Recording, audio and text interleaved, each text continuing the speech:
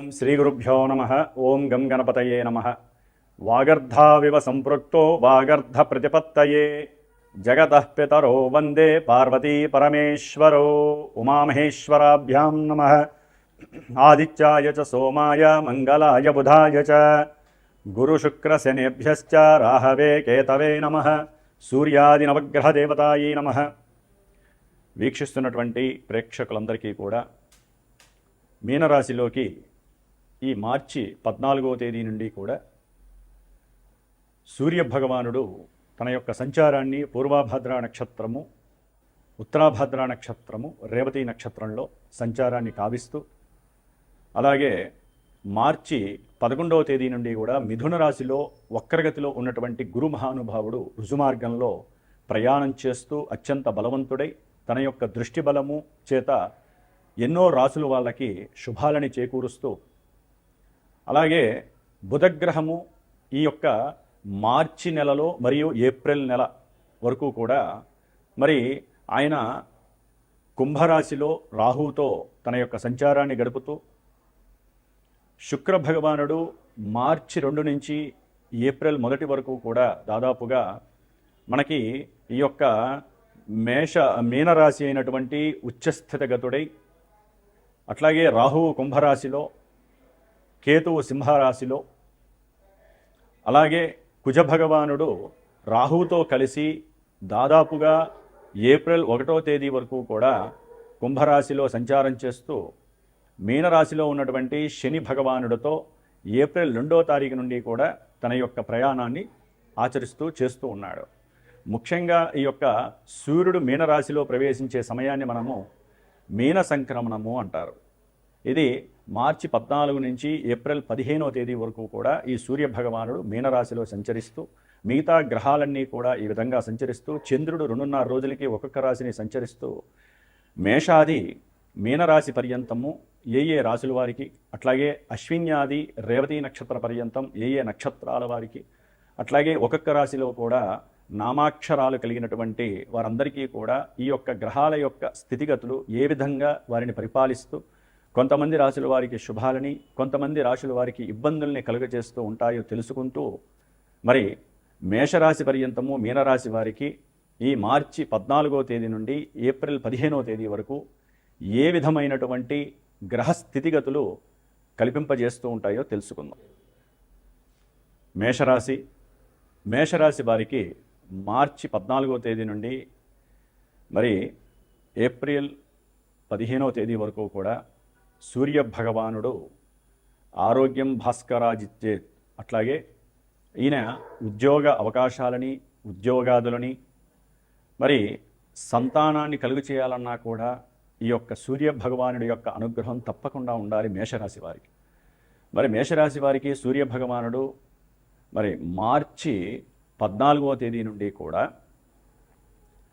మీనరాశిలో తన యొక్క సంచారాన్ని ప్రారంభం చేస్తూ, శని భగవానుడితో పాటుగా సంచరిస్తూ ఎన్నో రకాలైనటువంటి ఆర్థిక అసమానతలని, ఆర్థిక లావాదేవీలలో కావచ్చు, వీరి యొక్క ఆరోగ్య విషయంలో జాగ్రత్తలు తీసుకోవాల్సినటువంటి సమయంగా భావించాలి. షేర్స్లో కానీ, లేకపోతే స్టాక్ మార్కెట్లో కానీ, వెండి బంగారం నిల్వలు ఉన్నటువంటి వారు కానివ్వండి, అంటే వాటి మీద పెట్టుబడి పెట్టాలి అనుకున్న వాళ్ళు కొంచెం జాగ్రత్త వహించడం చాలా మంచిది. ఎందుకంటే ఈ సూర్య భగవానుడు మేషరాశి వారికి 12వ స్థానంలో ఉండటం అనేటటువంటిది శని భగవానుడితో ఉండటం వలన చేసే ప్రతి ప్రయత్నంలో కూడా ఆలస్యము, ఆటంకాలు, ప్రతిబంధకాలు కలిగి, మానసిక వికారాలు కలిగి, శరీరం దుర్బలత్వం పడి 12వ స్థానము అనారోగ్యాన్ని సూచిస్తుంది. తండ్రితో వైషమ్యకరమైనటువంటి విభేదాన్ని సూచిస్తుంది. తండ్రి యొక్క ఆరోగ్య విషయంలో వీరికి మానసిక చింతన ఎక్కువ అవుతుంది. అట్లాగే వృత్తి ఉద్యోగ వ్యాపార విషయాలలో ఏ మాత్రము సరైనటువంటి మానసిక ఫలితము కలుగక వీరు మానసిక నిర్వేదాన్ని పొందుతూ బాధలు పడే పరిస్థితి. ఊరికినే ఉద్యోగాదుల్లో వీరు చేసేటటువంటి ఉద్యోగం కింద ఉన్నటువంటి వారితో ఊరికినే గొడవలవ్వటం, వారు వీరి మీద లేనిపోని సాడీలు చెప్పి వీరి ఉద్యోగానికి ఎసరు తీసుకొచ్చేటటువంటి ప్రయత్నాలు చేస్తూ ఉంటారు. కాబట్టి మరి ఈ సూర్య భగవానుడు శనితో కలిసి ఉండటం వలన, ఈయన యొక్క 12వ స్థానంలో మేషరాశి వారికి ఉండటం వలన ఆరోగ్య విషయం గురించి కానీ, ఉద్యోగ భద్రత గురించి కానివ్వండి, లేకపోతే ప్రమోషన్స్ రాలేదు అనుకున్నటువంటి వారు కానివ్వండి, కాస్త ఆదిత్య హృదయాన్ని రోజు కూడా వీలుంటే 6 సార్లు చదవండి. లేదు అంత సమయం లేదంటే ఒక్కసారి చదవండి. అట్లాగే ఈ నెల రోజుల్లో కూడా సూర్యనారాయణుడికి సంబంధించినటువంటి గోధుమ రొట్టెలు ఏదైనా ముసలి వాళ్ళకి కానీ, లేకపోతే కుక్కలకి కానీ, నల్ల కుక్కలకి కానీ మీ చేత్తో గనక వాటిని గనక దానం చేసినట్లయితే కార్యక్రమాలలో కొంతవరకు ముందుకు వెళ్ళే అవకాశం ఉంటుంది. ఆరోగ్యము చాలా సమృద్ధిగా లభించేటటువంటి అవకాశము కలుగుతుంది. ప్రతినిత్యము కూడా సూర్యనారాయణుడు వంక చూస్తూ ఆయనకి చేతులెత్తి జోడించి మరి సూర్యుడికి సంబంధించినటువంటి 12 నామాలు ఉంటాయి. ఆ 12 నామాలని కనుక చదువుతూ సూర్య నమస్కారాలు చేసుకున్నట్లయితే దీర్ఘకాలిక అనారోగ్య సమస్యలు ఎవరైతే ఇబ్బంది పడుతున్నారో వారందరికీ ఆరోగ్యాన్ని ఆయన ప్రసాదిస్తాడు. ఇక కుజ భగవానుడు, ఈ కుజుడు దాదాపుగా ఏప్రిల్ 1వ తేదీ 2వ తేదీ వరకు కూడా రాహుతో కలిసి లాభంలో ఉంటూ వీరికి ఉన్నటువంటి కొన్ని ఆకస్మికంగా కలిగాల్సినటువంటి కొన్ని పనులు యందు ఉత్సాహంతో చేసేసుకునే శక్తిని ఇస్తున్నప్పటికీ కాస్త ఇది సర్పదోష ప్రభావం వలన కొంత ఆటంకాలు కూడా ఇబ్బంది పడే అవకాశం ఉంటుంది. ఏప్రిల్ 1వ తేదీ నుండి కూడా 15వ తేదీ వరకు ఈ కుజుడు శనితో కలిసి, అట్లాగే రవితో కలిసి, రవి కూడా ఇక్కడ బలహీనుడే ఉన్నాడు కాబట్టి గవర్నమెంట్ వ్యవహారాల నుంచి వీరికి గృహ విషయాలు కానీ, భూ సంబంధిత విషయాలు కానివ్వండి, లేకపోతే రియల్ ఎస్టేట్ వ్యాపారులు అయితే కనుక వారికి సంబంధించినటువంటి వ్యాపార సోదాలు జరగటము, వారి దగ్గర ఉన్నటువంటి బ్లాక్ మనీ ఏమన్నా ఉంటే అది బ్యాంకు వాళ్ళు కానీ లేదా గవర్నమెంట్ కానీ జప్తు చేసుకోవటం, ఐటీ సోదాలు జరగటము, లేదా ఆకస్మికంగా వీరికి ప్రయాణ గండాలు కలగటము, తండ్రి గారి యొక్క అనారోగ్యము, ఆపరేషన్స్ వలన వీరు మానసిక దుస్థితి ఒక రకంగా ఫీల్ అయిపోవటము, ఆవేశం ఎక్కువ అవ్వటము, కోపము, తాపము, లేనిపోని ఉద్యోగాదుల్లో అయితే కనుక కొంతమందికి అంటే ఈ రవి, కుజుడు, అట్లాగే శని, మరలా శుక్రుడు కూడా కలుస్తున్నారు. ఈ చతుర్గ్రహ కూటమి మేషరాశి వారికి ఆర్థికపరమైనటువంటి విషయాలన్నీ కూడా మరి భార్యాభర్తల మధ్య కానీ, కుటుంబ విషయాలు కానివ్వండి, వీరిని ఊపిరాడనివ్వని పరిస్థితి తీసుకొచ్చే అవకాశాలు ఎక్కువగా ఉన్నాయి. ఆర్థికంగా అన్నదమ్ముల మధ్య విపరీతమైనటువంటి గొడవలు, కొట్లాటలు, అవసరమైతే ఒకరి మీద ఒకరు చేయి చేసుకోవటము, కొంతమంది అజ్ఞానులుగా ఉండేటటువంటి వారైతే కనుక వారి మీద లేనిపోని అభాండాలేసి జైళ్ళల్లోకి తీసుకువెళ్ళే పరిస్థితి కలగటము, కొంతమందికి అయితే కనుక వీరి యొక్క భూముల్ని, స్థలాలని కూడా వారు కబ్జా చేయటము, లేకపోతే గవర్నమెంట్ ఈ భూమి అంతా కూడా మాకు సంబంధించిందని చెప్పి వీరి మీద కేసులు బదలాయించటము, ఇట్లా కోర్టు కేసులు ఎందు తలా మునకలయ్యేటటువంటి పరిస్థితి కొంతమంది మేషరాశి వారికి కలగడానికి అవకాశం ఉంది. అట్లాగే ఆర్థికంగా కూడా వీరికి పెట్టుబడులు పెట్టేటప్పుడు అసలు ఈ నెల రోజులు ఏప్రిల్ ఎండింగ్ వరకు కూడా పెట్టకండి. దానివలన లేనిపోని సమస్యలు ఆకస్మికంగా కలుగుతాయి. ఉద్యోగాదుల్లో లేనిపోని బెడదల వలన కొన్ని మార్పులు చేర్పులు, గృహ వసతుల్లో కూడా మీకు కంఫర్ట్నెస్ లేక గృహం మారేటటువంటి పరిస్థితులు కలగటము, కడుతున్నటువంటి ఇళ్ళన్నీ కూడా ఆగిపోవటము, కొంతమంది లేకపోతే మీ ఫ్లాట్ సమయానికి ఇస్తానని మీరు గృహప్రవేశ ముహూర్తం పెట్టుకున్నప్పటికీ వారు సమయానికి దాన్ని ఇవ్వలేక మీరు వారి మీద అరవటము, గొడవపడము, కొట్లాటలు, లేనిపోని జగడాలు, తగవుదులు, ఇట్లా ఎన్నో రకాలుగా ఇబ్బందులు ఎదురయ్యేటటువంటి పరిస్థితి మేషరాశి వారికి ఉంది. అట్లాగే 3వ స్థానంలో ఉన్నటువంటి గురుడు వలన ప్రయాణాల విషయాలలో కాస్త మీకు జాగరూకత కలుగుతుంది. తొందరగా వెళ్లాల్సి వస్తుంది. దగ్గర ప్రదేశాలకు వెళ్ళి కాస్త ఆనందంగా గడపాలని అనిపిస్తుంది. ఏదైనా గొడవలు ఉంటే వాటి యందు కాస్త సంభాషించి మాట్లాడుకొని ఆ గొడవల నుంచి విముక్తి పొందాలనే చిన్న ఆలోచనలు కలుగుతుంది.